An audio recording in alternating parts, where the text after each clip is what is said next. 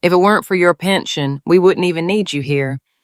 That's what Daniel, my own son, told me. The same son who once slept on my chest with fingers so small they looked like flower petals. The same one who would cry if I walked away a few steps in the park. The same one who years ago would call me Mommy when he fell and scraped his knee. That night, he didn't even look me in the eyes. He said it standing on the other side of the kitchen while checking his phone as if it were an objective truth, a fact without emotion, a mathematical equation. I was equivalent to an income, a monthly figure that kept that house afloat, nothing more. I had a wooden spoon in my hand because I was stirring the rice so it wouldn't stick. The meat was already in the oven. I'm so glad you're here. If you're watching this video, please like and subscribe to my channel and tell me in the comments where you're listening to my story of revenge from. I want to know how far it's traveled. Rebecca had said she wanted roasted potatoes, so I prepared that too. It was hot, my back hurt, and I'd been cleaning and doing laundry all day because guests were coming over. But still, even so, I smiled when Hannah came running in to hug me. She was the only reason I kept holding on. After Daniel said that, no one else spoke. Rebecca smiled weakly from the hallway. She didn't say anything, but she didn't have to. She had already won. I didn't say a single word either. I finished stirring the rice, turned off the stove, and with trembling hands, I took off my apron. I didn't know if I felt anger, sadness, or a lethal mix of both. I went to the laundry room, opened the faucet, and splashed water on my face. I had to calm down. Not in front of them, not there. I couldn't sleep that night. I lay in the same bed that had been mine and Samuel's, my deceased husband, for almost 40 years. The room that barely belonged to me now. The walls were no longer mine, my things reduced to a dresser and a box under the bed. The rest was for storage, my life compacted. I stared at the ceiling for hours. I didn't cry. I no longer had tears, and while I listened to the faint hum of the fan, only one phrase crossed my mind. How did we get here? Going back to the beginning is not easy. Sometimes you prefer not to stir up what hurts, but now I know it's necessary. 3 years ago, after Samuel died, the house became very big. At first, the loneliness seemed like a gentle echo, a whisper that left me in peace, but with the months, that silence became a pit. That's why when Daniel asked me for help, I didn't hesitate for a second. Mom, Rebecca lost her job. We're behind on rent, and I don't know what to do. Come to the house, I told him without a second thought. There's space here. They arrived one January afternoon with Hannah by the hand and 3 large suitcases. I had prepared the guest room, changed the sheets, even bought a new lamp. I was happy I had my family back. Hannah hugged me tightly and whispered in my ear, I missed you so much, Grandma. I thought everything would be fine. Over time, I started to notice small things. Rebecca never looked at me directly. She was always busy, annoyed by something. At first, I attributed it to stress, to the pressure of being unemployed, to adapting. But then the comments started. Your mom doesn't respect our space, she would say to Daniel when she thought I wasn't listening. She's always here as if the house were only hers. And yes, it was mine legally, completely documented in my name. But I didn't say it. I didn't want to cause conflict. Little by little, the house began to change. I continued cooking, cleaning, paying the bills. My pension, although modest, covered electricity, gas, and part of the groceries. Daniel had gotten a job, but it wasn't stable. Rebecca still wasn't working, even though she wore new clothes every month, and yet I began to notice that I was superfluous, or at least that's how they made me feel. One night, Rebecca asked me not to sit down to dinner with them because they needed to talk as a couple. The next day, my chair was gone. They had taken it from the table. I became invisible, but I still made breakfast, did the shopping, and took Hannah to school when Rebecca had a migraine or was too busy. I became a shadow that held everyone's routine together without anyone acknowledging it, until one morning Daniel asked me if he could put the house in his name. He said it would be more practical for everyone, that in an emergency, it would be better, that things needed to be in order. I looked at him for a long time, and I did it. I went to the notary, I signed, I handed it over, I trusted. I never thought they would hold it against me. So a month later, my room was reduced. My private bathroom was shared, my independence erased. I became a background figure. No one asked how I was. No one listened to me except Hannah. She was still the light. Every night she would come into my bed even though Rebecca would get annoyed. She would tell me what she learned at school, draw me flowers, tell me she loved me very much. She was the only reason I didn't pack my things and leave. Although I no longer had anywhere to go, I had given everything. That night, after Daniel's comment, I understood something. It wasn't a mistake. It wasn't a bad moment. It wasn't a phrase said without thinking. It was what he thought, what he felt, what he believed. And then, for the first time in years, I felt something inside me break, but not with pain, with clarity. I went to the kitchen. Everyone was already asleep. I sat in front of the turned-off oven. I looked at the pot of rice, still warm. Then I took my old notebook, the one I used to write down recipes, and wrote a single phrase. I deserve more than this. The next day I woke up early, made coffee, combed my hair, put on the blue dress that Samuel always said made me look like a summer sky. And I left without saying where I was going, without asking permission. It wasn't with a suitcase, it was with a purpose. I didn't walk far. I didn't have a clear destination, but my feet knew where to go. Sometimes the body gets ahead of the mind. I crossed 2 streets, past a bakery that still smelled of freshly baked dough, and arrived in front of a place I hadn't visited in years. It was a modest coffee shop with hanging plants at the entrance and wrought iron chairs. A wooden sign said, Frances Corner. I hesitated for a second, but I went in. She was there, sitting behind the counter, leafing through a magazine. Her hair was in a messy bun, and glasses were perched on the tip of her nose. She looked at me, and for a moment she frowned, as if she didn't recognize me. Then her eyes widened. Stephanie, she exclaimed, with a smile that gave me back a piece of my youth. My goodness, what a surprise. I didn't know what to say. My hands were trembling. Frances was my soulmate friend in my youth. We were inseparable until life led us down different paths. She chose to travel, study abroad, marry a man she later left. I stayed in the neighborhood, married Samuel, raised Daniel, and was a housewife my whole life. She lived 1,000 things. I lived in a circle. Still, in that instant, I felt like time didn't matter. We hugged as if we had seen each other yesterday. What are you doing here? She asked, pouring me coffee without even a fernet, as if she knew I needed it. I don't know, I replied honestly. I just needed to get out of my house. Then you're in the right place, she said, gesturing to a table by the window. Here, no one rushes, no one demands, and there's always hot coffee. We sat down and I told her in bits and pieces what had happened. Not everything, not yet, but enough for her to understand that something inside me had broken. Frances listened without interrupting. Only once did she frown when I mentioned Daniel's phrase. Then she was silent for a few seconds. You know what? She finally said. You were always stronger than you thought. I smiled, incredulous. You don't look like it because they taught you to be quiet, to sacrifice yourself, to not ask for anything. But that's not strength, Stephanie. That's submission. And you can get out of this. I didn't answer, but those words were lodged inside me like seeds. I returned home before noon. Rebecca looked at me from the sofa with a frown as I entered. Where were you? Going for a walk without telling anyone? Daniel was worried. It was a lie. He hadn't even noticed my absence, but I didn't say anything. I went up to my room, closed the door, and lay down. Hannah came in shortly after. Grandma, are you okay? Yes, my love, just a little tired. She snuggled up next to me. Her warmth was a balm. She told me about a drawing she had made in class of a woman with a cape flying over a city. She's a superheroine. I named her Blue Stephanie. For me, of course, you're my hero. I didn't cry, but I had a hard time swallowing. That night, while everyone slept, I wrote another phrase in my notebook. I don't need permission to start over. The following days were different. I was the same, but something had changed. I no longer answered immediately when Rebecca demanded something.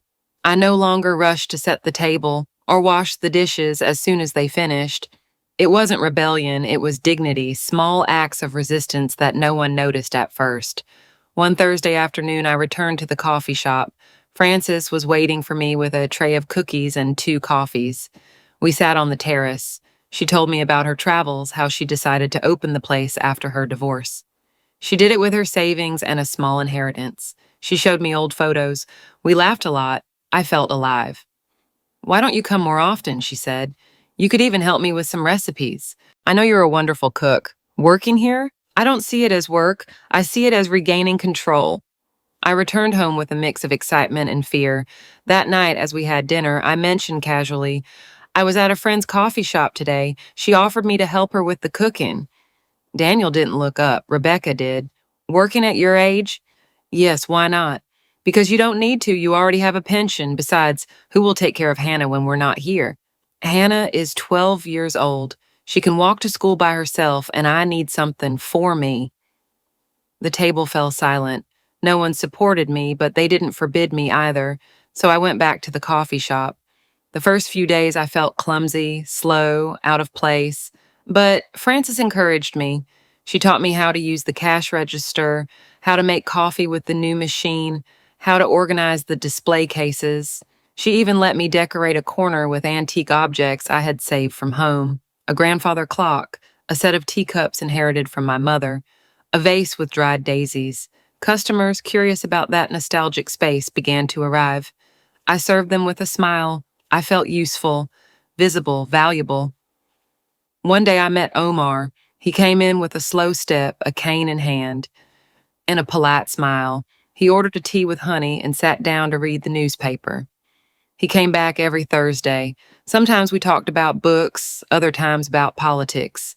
He told me he was a retired lawyer, intelligent, kind, always well-dressed. He liked to listen more than talk. He made me feel respected. One afternoon, as we were closing, Frances looked at me mischievously. I think Omar likes you. I laughed nervously. Don't be ridiculous. Why? Because you're a beautiful woman, Stephanie. You've lived. You've loved. Why couldn't you do it again? I didn't know what to answer. I wasn't ready to think about that, but it was nice to hear it. One Friday, when I got home, I found my things piled in the living room. Clothes, books, a box with photographs, my sewing basket, everything outside my room. What is this? Rebecca, with her arms crossed, answered without flinching. We need space. We're going to remodel and turn that room into an office. We've prepared a spot for you in the laundry room. There's a cot. I was breathless, not from humiliation, but from the coldness. And Daniel agrees? He signed the papers, remember? The house is no longer yours. I didn't answer. I walked over, took one of my photos, me with Samuel and a tiny Daniel, and hugged it to my chest, and then I went upstairs, slept in the laundry room, but that night I wrote one last phrase in my notebook. Yeah, Dad. The day they stop underestimating me is coming. I barely slept that night. My body was exhausted, but my mind wouldn't stop racing. The laundry room smelled of dampness and old detergent. Every noise in the house was amplified between the concrete walls. But more than that, what kept me awake was the memory, not of what had happened that night, but of everything I had allowed before. I thought about the years I had cooked every dinner with care, the times I had taken care of Hannah when she was sick, the nights I got up without making noise so as not to bother. Every time I accepted a cutting word without replying. When exactly did I become an invisible presence in my own family?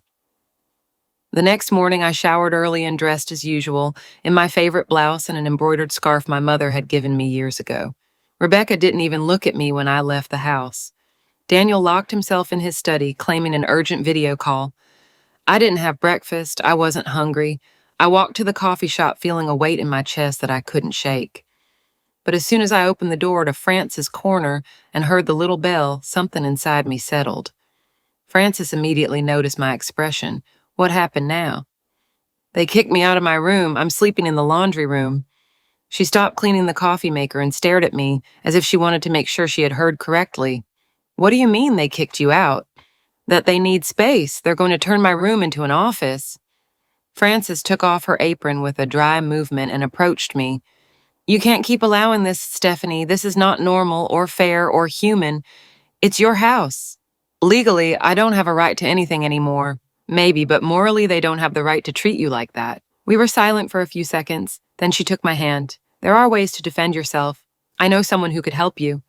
He's a lawyer, a very good one. His name is Omar. Omar the customer. Yes, sometimes he does consultations even though he's retired.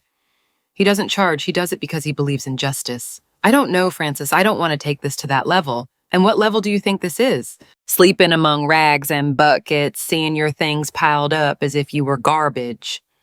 I was speechless. She was right. Every day that passed, I myself became more convinced that I deserved the bare minimum, that I should be grateful for a roof over my head and a plate of food, even if everything came loaded with contempt. But that wasn't the life I wanted. Omar came over in the afternoon. Francis had told him everything, and he, with that serenity that seemed unbreakable, sat with me with a notebook in hand. The first thing you should know, he told me, is that even if you gave up ownership of the house, if you can prove that you did it under pressure or without fully understanding the consequences, we could initiate a lawsuit for nullity due to vitiated consent. In addition, there is jurisprudence that recognizes the rights of older adults in contexts of family vulnerability.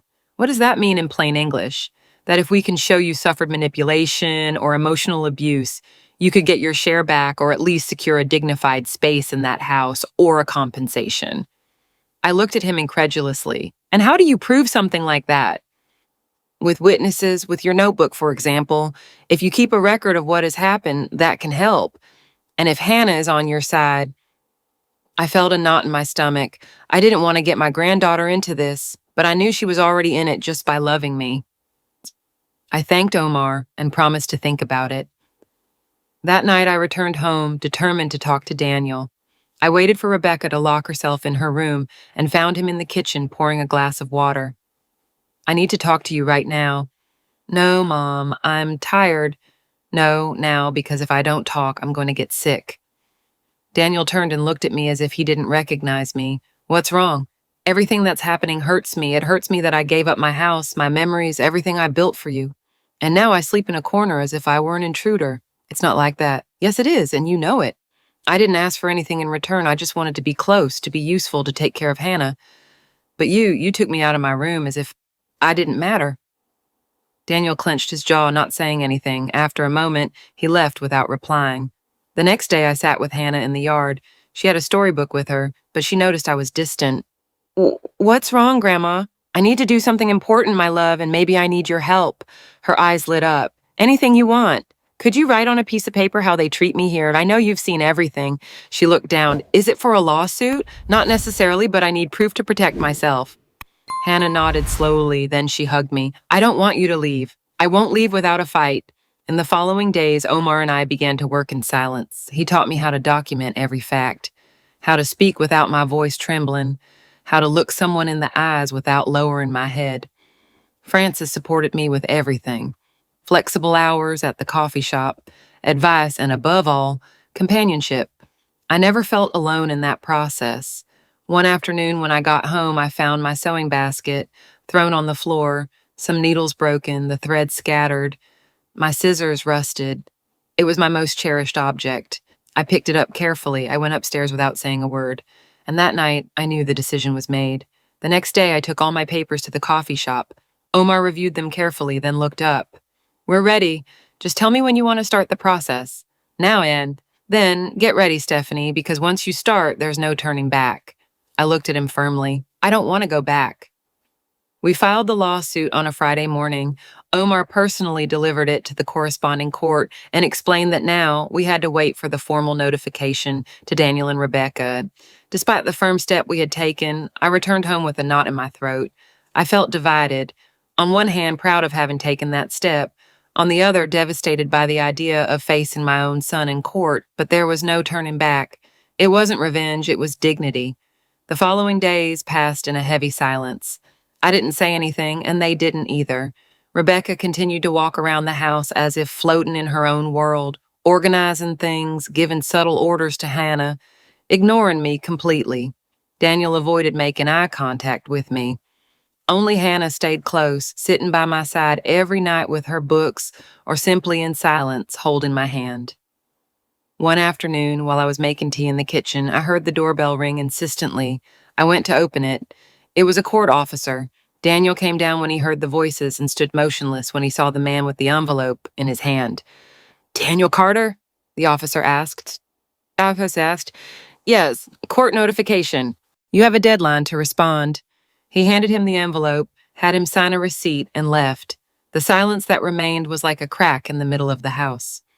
Rebecca immediately came down, and when she saw the envelope in Daniel's hands, she snatched it violently. "What is this?" Daniel read aloud in a low voice.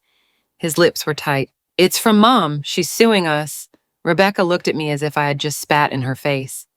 "What kind of low-life behavior is this?"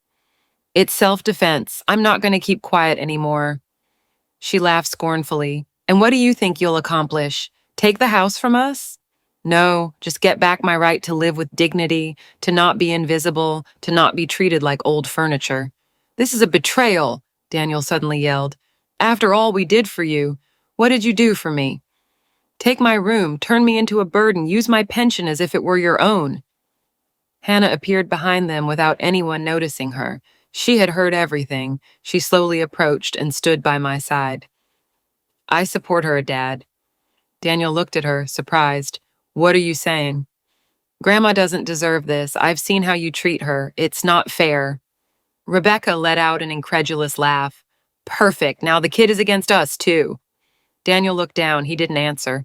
Rebecca went up the stairs furiously, and the bedroom door slammed shut. My son looked at me for a long time.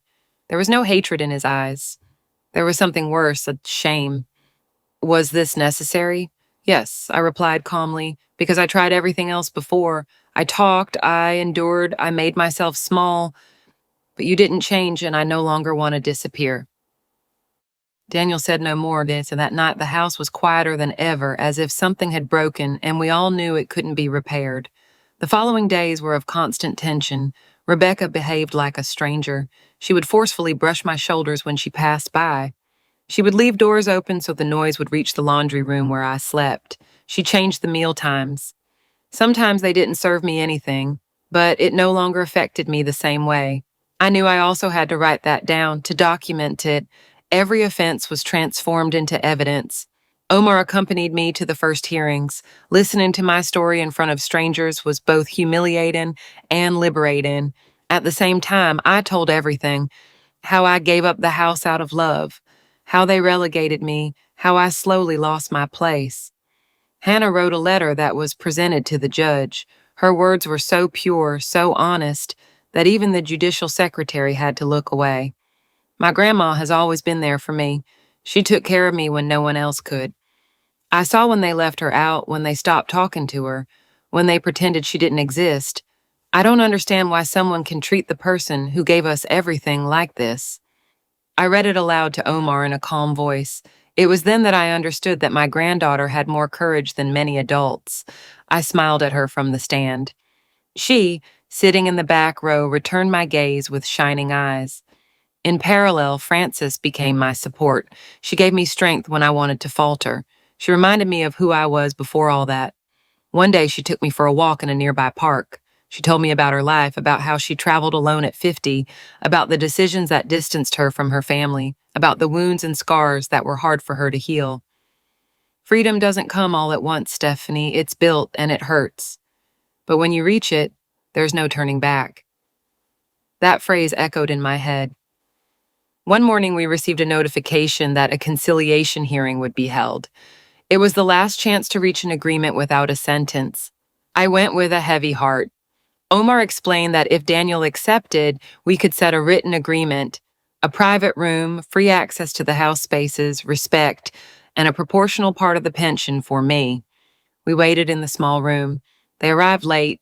Rebecca walked in as if she were coming from a party. Daniel, on the other hand, had sunken eyes.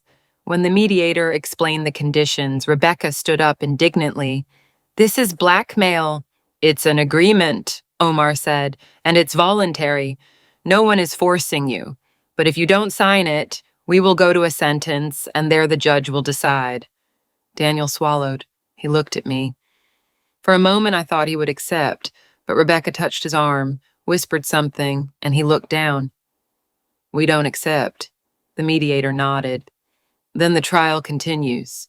We left in silence. That night, without saying a word, I prepared a small box with some important objects: photographs, old letters, a handkerchief my mother had embroidered for me, and Hannah's letter. I hid it in a corner of the laundry room, wrapped in a plastic bag, as if it were a treasure, because it was, not for its material value, but because it represented what they could never take from me: my memory, my truth, my story, and now also my decision to never be silent again. The following weeks became colder, denser, not because of the weather, but because of the atmosphere that was breathed inside the house. Everything became silent, like a forced calm before a storm that was known to be inevitable. I moved with caution, as if every step could cause a new explosion of shouts or cutting glances. Rebecca seemed determined to show me that I had no power over anything, and every day she found new ways to do it. She changed the lock on the hallway bathroom, and now I could only use the one in the laundry room, where there wasn't even hot water. She put latches on the pantry where they used to store basic foods. She would leave me old bread, unsalted rice, and watered down coffee. I didn't complain. I just wrote everything down. Omar had asked me to document every hostile act. I carried a notebook hidden among my books where I recorded dates, words, actions. I was no longer a resigned victim. I was an observant woman in silence, patiently collecting evidence. Hannah, for her part, was getting more and more rebellious. She started staying at her friend Anne's house to avoid arguments. She asked her father to let her sleep some nights at Frances' house, and although at first Daniel allowed it, Rebecca quickly put a stop to it. She said that Frances was filling my head with nonsense and that she didn't want her daughter to be influenced by a crazy old lady. Hannah confronted her. I had never seen her yell like that. Rebecca slapped her. I saw everything from the half-open door. I ran to my granddaughter, hugged her, and covered her with my body, as if she were still a defenseless child. Rebecca yelled at me not to get involved, that it was none of my business. Daniel came down late. When he arrived, Hannah had already locked herself in her room, and I had a trembling hand over my chest. He didn't say anything, not a word, not a reproach, not a consolation. He just looked at Rebecca as one looks at a fire, knowing that it has already burned everything. The next day, Hannah didn't go to school. She stayed with me all day, sitting in the shade of the patio, not saying much. I made her hot chocolate, the same one I used to make for her when she was little. She asked me if I was ever happy. I told her yes, many times, although I hadn't remembered it for a while. She smiled at me sadly. I want you to be happy again, Grandma. Maybe that's not for me anymore, honey. Yes, it is. You just have to believe it. That night I wrote in my notebook, Hannah still believes in me. I must believe in myself again, too. A few days later, we received a notification from the court. The trial date had been set. Omar called me on the phone to explain the details. Hearing that we now had a formal hearing made me tremble, not out of fear but out of the certainty that what was at stake was much more than a house. It was my dignity, it was my place in the world. Daniel and Rebecca found out through the official mail. I didn't say a word. They didn't either. They locked themselves in their room and spent hours murmuring. At night, Rebecca left the house without saying where. Daniel stayed alone in the kitchen. I saw him sitting with his head in his hands as if suddenly the entire weight of the universe had settled on him. I approached him, not out of compassion, but out of necessity. Are you okay? I asked. He looked up. His eyes were red as if he had cried or hadn't slept in days. I don't know how we got to this, Mom. Yes, you do, but you don't want to accept it. She told me that you wanted to take the house from us, that you were going to leave us on the street, and you believed her. I don't know. I sat across from him. The silence between us weighed more than any words. Daniel, I don't want revenge. I don't want to ruin your life or Hannah's. I just want respect, peace, a space of my own, an old age without fear. But you were fine before, weren't you? I was quiet before. There's a difference. He said no more, just nodded as if he finally understood something. Not everything, but something. He went to sleep without looking at me again. The trial was approaching. Frances took me shopping for clothes. She insisted that I should present myself as confident, firm, like the woman I had been before. She combed my hair, lightly applied makeup, and gave me a blue scarf she had brought from Morocco. She said it was to give me strength. That morning, looking at myself in the mirror, I saw myself differently, more erect, more present, as if I was finally beginning to recognize myself. At the courthouse, Omar was waiting for me with his briefcase. He was impeccable, serene, with a way of speaking that inspired confidence. He gave me some final instructions, and then we went in. Daniel arrived alone. Rebecca didn't want to attend. Hannah was with Frances, who had taken her to the park. I didn't want her to see all that. Inside the room, the judge observed us carefully. He listened to Omar present the facts. He presented documents, photographs, testimonies. We read Hannah's letter. The judge asked for it to be read aloud. His tone changed as he read it. He stopped several times, as if the weight of each word was too much to continue straight. Daniel looked down. He didn't say anything. Only when it was his turn did he apologize. Not excuses, but apologies. He acknowledged his silence, his emotional abandonment, his complicity by omission. My mother doesn't deserve to live like this. I failed as a son. I admit it. The judge looked at him gravely. Are you willing to correct that? Daniel nodded. The judge took a moment and then dictated his decision. He had to give me back a private room and free access to the common areas, full respect for my autonomy, and return part of the control over my income to me. A formal warning was also established for Rebecca, who had to refrain from any hostile actions against me or she could be criminally charged. I left the courthouse in silence. Omar accompanied me to the exit. Francis and Hannah were waiting for us outside. My granddaughter ran towards me and hugged me so tightly that I felt all my bones align again. You won, Grandma. No, honey, I just got back what I should never have lost. That night I returned home with my head held high. Daniel greeted me at the door. He offered me some tea. He didn't talk much, but his gestures were different. Rebecca wasn't there. She had gone to her mother's house, outraged by the ruling. I didn't know if she would come back, nor did I care. I slept in the room that was once mine, clean, tidy, with my things back in their place. I lit a candle, prayed in silence, and for the first time in a long time, I fell asleep without fear. During the weeks following the trial, the house seemed to breathe differently. The air was no longer so charged with tension, and although I couldn't say that the calm was complete, at least the open war seemed to have ceased, Rebecca didn't return immediately. According to Daniel, she had taken some time to think, although I suspected her true goal was to emotionally pressure him. I didn't comment on anything. My role was no longer that of a mediator or a silenced victim. It was that of a woman who had decided not to allow any more abuse, no matter who it came from. Daniel began to show small signs of repentance. He would ask me if I needed anything when he went out, if I wanted to accompany him to do some shopping. He even cooked a couple of times, something he had never done before. I accepted with caution. It wasn't resentment that made me keep my distance. It was the desire not to confuse kindness with redemption. Years of abandonment are not erased with a couple of kind gestures. Hannah, for her part, was getting closer and closer. She helped me organize my things. She spent afternoons with me talking about everything and nothing.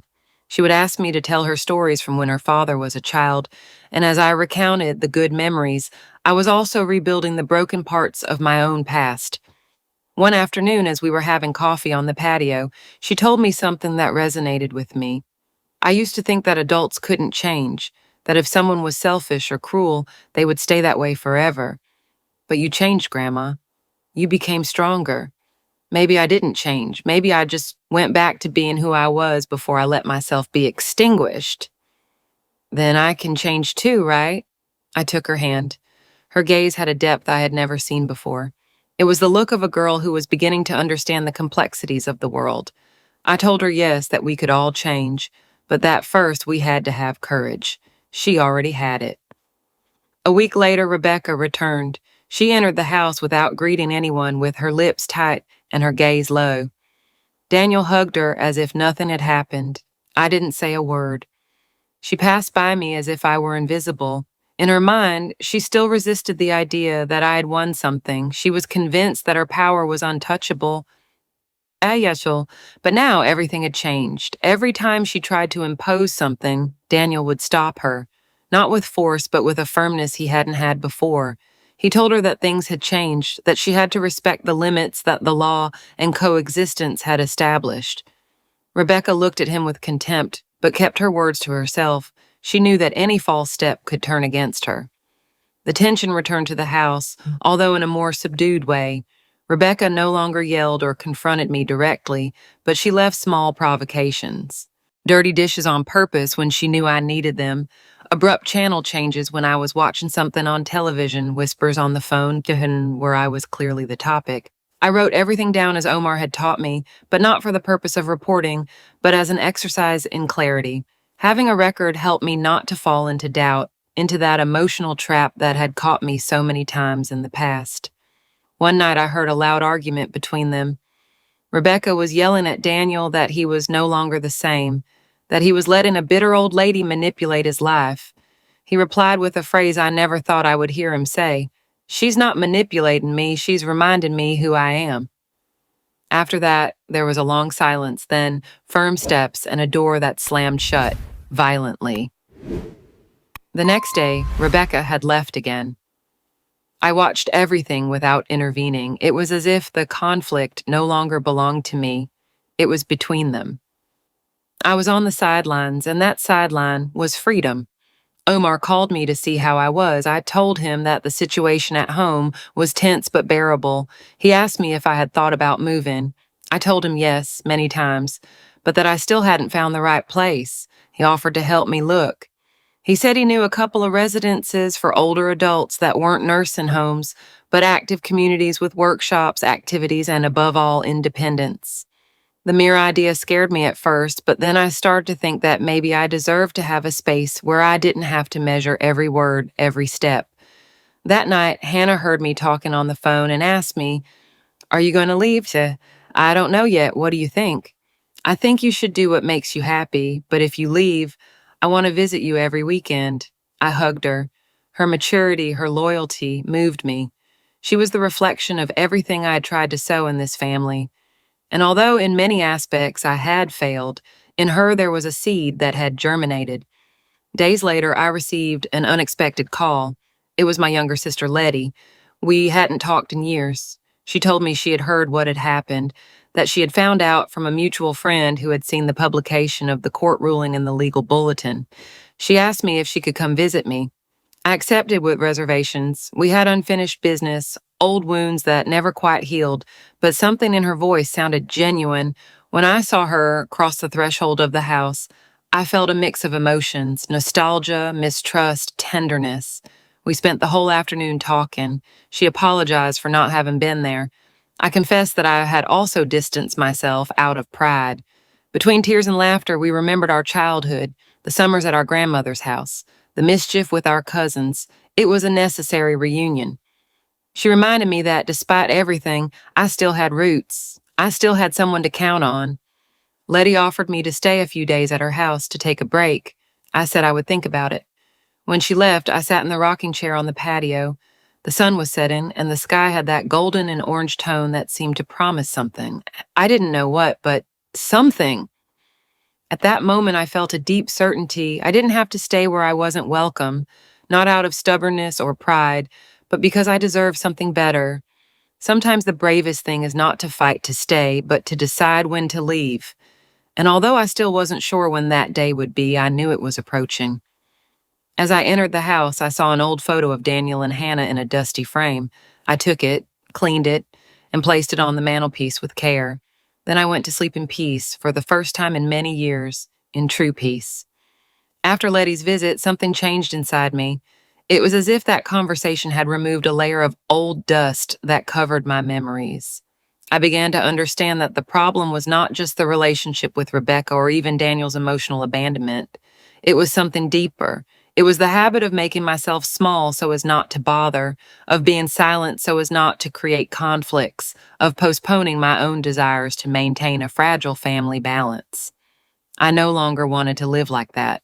I had reached 66 years old, carrying guilt that was not mine, accepting crumbs of affection as if they were feasts, waiting for recognition from those who only knew how to demand from me. I wondered why it had taken me so long to wake up, but I also understood that sometimes only when you hit rock bottom do you see clearly. That clarity led me to make a decision. I started looking for places where I could live on my own. I didn't want a luxurious or modern place, just a place where I could have peace, dignity, and above all, freedom.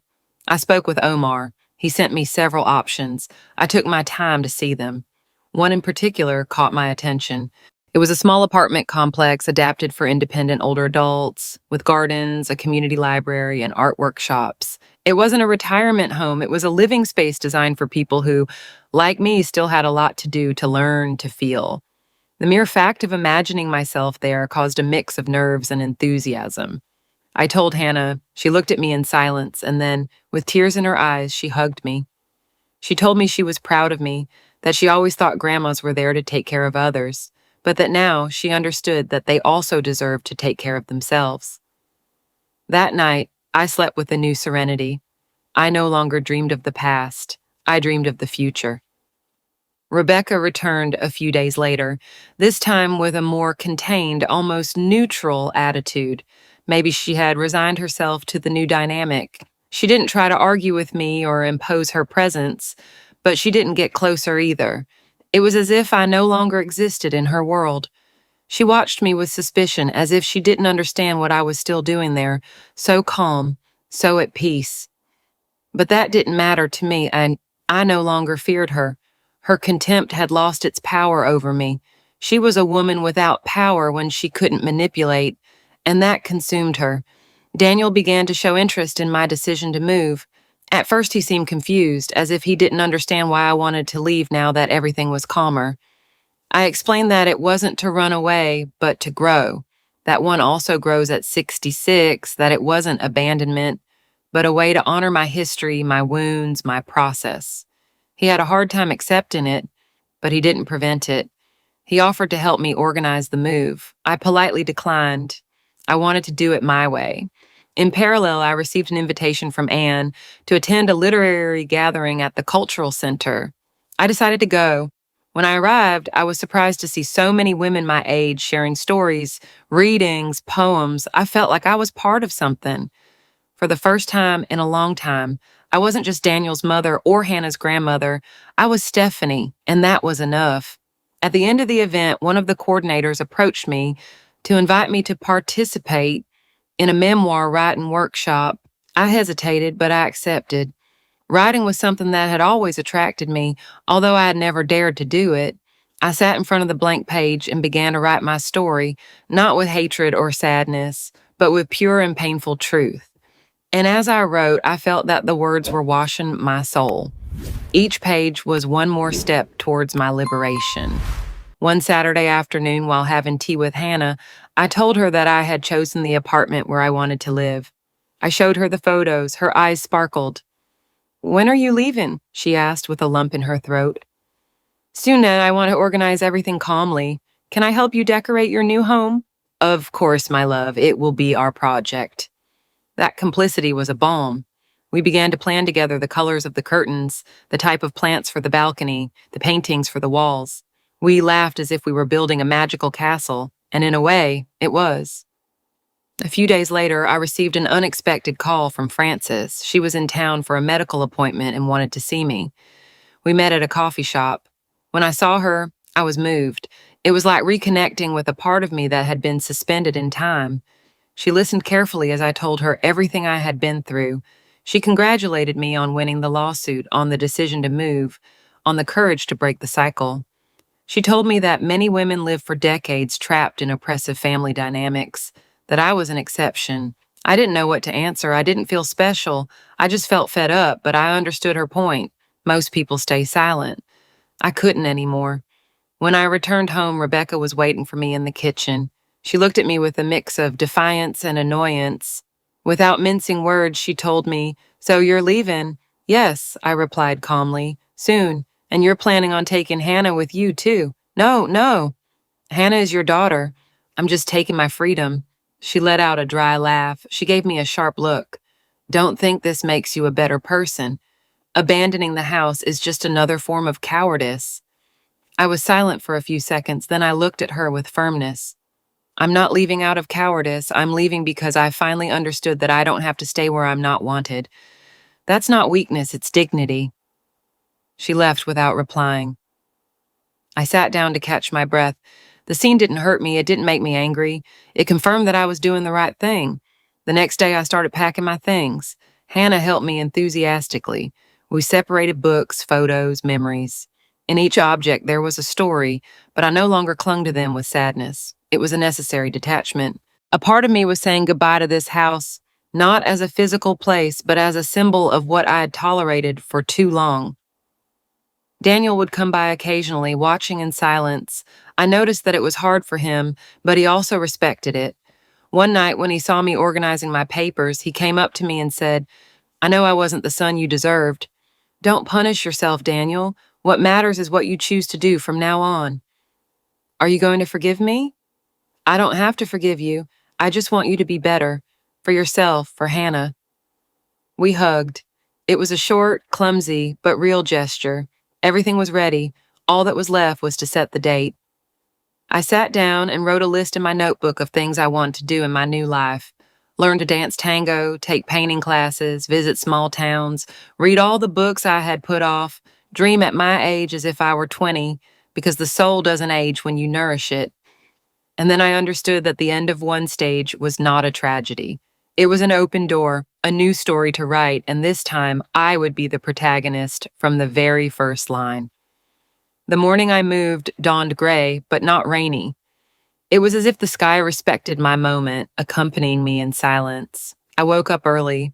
I hadn't slept much, not because of anxiety, but because of the contained excitement. I dressed calmly, made some coffee, and walked through every corner of that house one last time. A house that for years had been alien to me despite living inside it.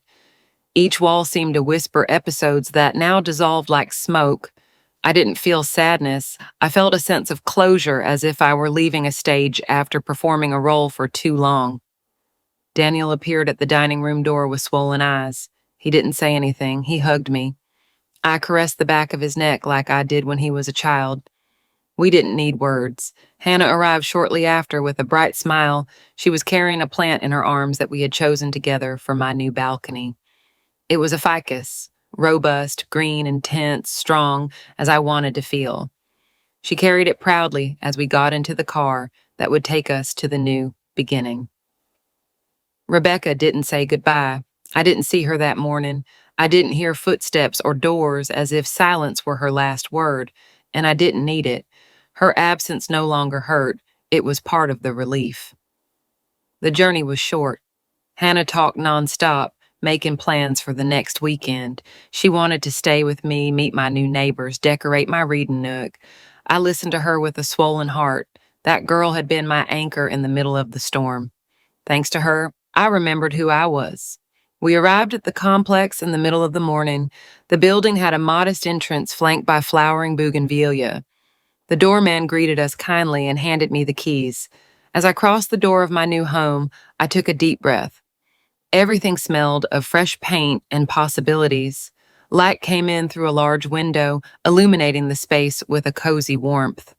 Hannah ran to open the curtains and exclaimed that the balcony was perfect for our reading afternoons. We got to work, hanging the curtains, making the bed, placing the books on a bookshelf. It was little, but it was enough. At lunchtime, we sat on the floor on an improvised tablecloth and toasted with lemonade. She looked at me and said, "Grandma, it feels like a happy house." I replied that that was because I was finally happy too. The following days were a dance of discoveries. I met Dolly, my next-door neighbor, a 72-year-old woman who taught watercolor at the Cultural Center. She invited me to her workshop. I attended. My first brushstrokes were clumsy, but they made me laugh. I hadn't laughed like that in years. I signed up for an art history course, another for meditation, and one for advanced writing. The hours were filled with activities that nourished me. I wasn't in a hurry. I wasn't afraid. I felt like I was expanding. Every time Hannah came to visit me, we shared our stories like two friends who were telling each other about their lives. She would tell me about her school, her doubts, her dreams, and I would listen to her with full attention. I wasn't the grandmother who only gave orders or advice. I was a woman who accompanied, who was learning to listen without judging, and she thanked me with her sincere affection. One afternoon, as I was walking through the park that surrounded the complex, I saw a woman sitting on a bench. She was crying in silence. I approached without invading her space. I offered her a handkerchief. She looked at me in surprise. She thanked me. We started to talk. She was called Anne. She had recently lost her husband. She had no children. She told me she felt invisible, that no one listened to her. I told her about my own wounds, about how I had lived so many years being a shadow within my own family. And for the first time in a long time, I saw the same pain that I had carried in my own face reflected in another's. From then on, we started seeing each other every week. We would walk together, share books, and cry without shame. Loneliness hurts less when it is shared. A month passed. I felt more alive than ever. One morning, I received an email from Daniel. He invited me to lunch. I accepted. We met at a coffee shop near his work. He was nervous. It showed in the way he looked at me. He told me he had started therapy, that he needed to understand why he had allowed so much harm. He asked for my forgiveness again, this time with a different humility. I believed him. He told me about Rebecca, about how their relationship was deteriorating, about how he feared repeating patterns with Hannah. I told him that the bravest thing he could do was to break them now before he hurt them more. We said goodbye with a long hug. I watched him walk towards his office with shoulders a little less heavy. That night, I sat down to write in my notebook. I wrote down a phrase: "Love is not sacrifice, it's freedom." I repeated it to myself several times like a mantra. It was my new compass. Days later, I received a visit from Frances. She brought me a book she knew I would like. We sat on the balcony among laughter and memories. She told me that I looked different, more luminous. I told her about my workshops, my walks, my nascent garden. She congratulated me, hugged me tightly. I told her that without her help, I would not have gotten here. She replied that every step had been mine, that she had only reminded me that I had legs. That night, I slept deeply. One Sunday, Hannah suggested we make a video for school about the bravest woman she knew. She filmed me telling my story. I spoke naturally, without drama, only with the truth. The video went viral among her classmates. Several grandmas identified with it. They wrote me letters. One told me, "Thank you for saying what so many of us keep quiet." Another, "I thought it was too late to start over, but now I know it's not." I cried as I read them, not out of sadness, but out of hope. My story, with all its bumps, could serve to light up other people's paths. And that was a gift I didn't expect. The deepest change, however, was internal. I no longer felt guilt for choosing my peace. I no longer doubted if I had done the right thing. I no longer wondered if they would thank me someday. I did everything for me. And that wasn't selfishness, it was justice.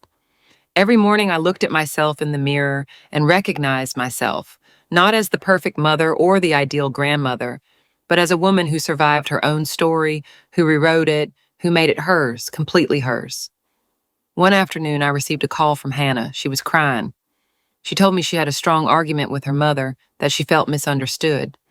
I told her to come over. When she arrived, she threw herself into my arms. She asked to stay a few days. I made her bed with tenderness. As she fell asleep, I caressed her hair and thought, how beautiful it is to be a refuge, not out of obligation, but out of love. How beautiful it is to offer shelter without losing yourself in the process. Then I understood something else, that true freedom is not being alone, but being able to choose who to be with. And I could finally choose. The end didn't come with a big explosion or a dramatic hit. It was a whisper, a moment of clarity in the middle of the daily noise. I received an unexpected call one ordinary afternoon. It was Daniel. His voice sounded softer, more human. He told me he wanted to see me, that he needed to talk to me with sincerity, without masks or reproaches. I felt my heart race, not out of fear, but because of the opportunity that was opening up. When he arrived, I greeted him with a mix of nostalgia and hope. We talked for hours. He confessed how hard it had been for him to understand the damage he had caused not only to me, but to Hannah and to himself. He admitted that Rebecca had had a toxic influence in his life, but he also took responsibility for his actions. It wasn't an empty apology, but a commitment to change, to be a better father and a better son. I felt that something in our relationship was being reborn, something I thought was lost forever. That meeting didn't erase the past, but it opened a path to forgiveness and reconciliation. It wasn't easy or fast. There were moments of doubt, of pain, but also of growth. Hannah regained trust in her father, and I found the strength within myself to let go of resentment and build a new story with them, although without forgetting the wounds. Because healing is not forgetting, but learning to live with the scars that make us who we are. Frances continued to be my great support. Her friendship was a firm anchor in uncertain days and a celebration in moments of triumph. With her, I rediscovered the joy of sharing, of laughing without fear, and of dreaming without limits. Together, we planned a trip, a small escape we had always put off. It was an adventure that gave me back confidence in the world and in myself. We walked through streets I never imagined walking. We breathed new air and immersed ourselves in cultures that taught me that life always has something more to offer, no matter the age. Rebecca disappeared from the horizon, at least from my present. I didn't need confrontations or revenge. Her silent departure was enough. In its place, a peace I didn't expect to find appeared. That peace is born when you decide to leave behind what harms you and make room for what nourishes you. I felt free. Free from others' expectations, free from imposed guilt, free to simply be me. The garden I planted on my balcony grew vigorously. Every green leaf was a promise, every flower a celebration. I cared for it with dedication, and sometimes Hannah and I would sit there to read, to dream, to plan futures that once seemed impossible. That connection with the earth taught me that life is a constant cycle of sowing, waiting, and flourishing, that you can be reborn as many times as necessary. My pension, which was once a reason for contempt, became a symbol of independence. With it, I learned to manage my finances, to plan my expenses, to administer my life with autonomy. I didn't depend on anyone else to survive, to decide, to live. That gave me a dignity that no insult or contempt could take away from me. The day Hannah came home with a medal for an art contest, her eyes shone brighter than ever. She told me that everything she had learned with me had inspired her to be brave, to follow her passions without fear of making a mistake. That statement was the greatest prize I could receive. My legacy was not material goods or invisible sacrifices, but sincere love and the teaching that you can always start over. Finally, I understood that the greatest gift I gave myself was allowing myself to be happy unconditionally, without apologies, to be happy in my own way, on my own time, and with my own decisions.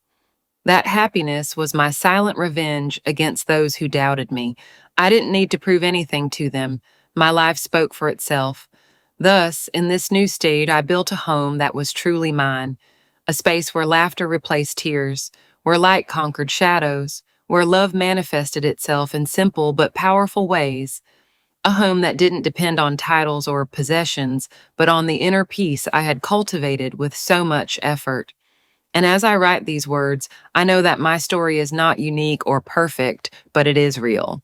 It is the story of a woman who found her voice when many thought it was too late, who decided that she deserved respect, affection, and dignity, who learned to love herself unconditionally and to let go of what did not help her grow, because in the end, it is not the pension or the house or the years that define a person.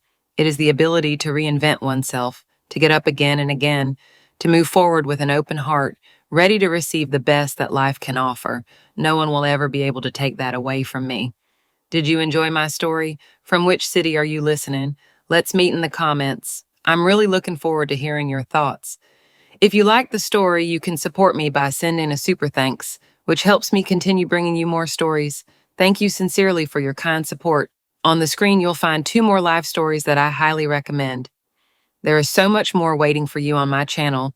Don't forget to subscribe. See you in the next live story.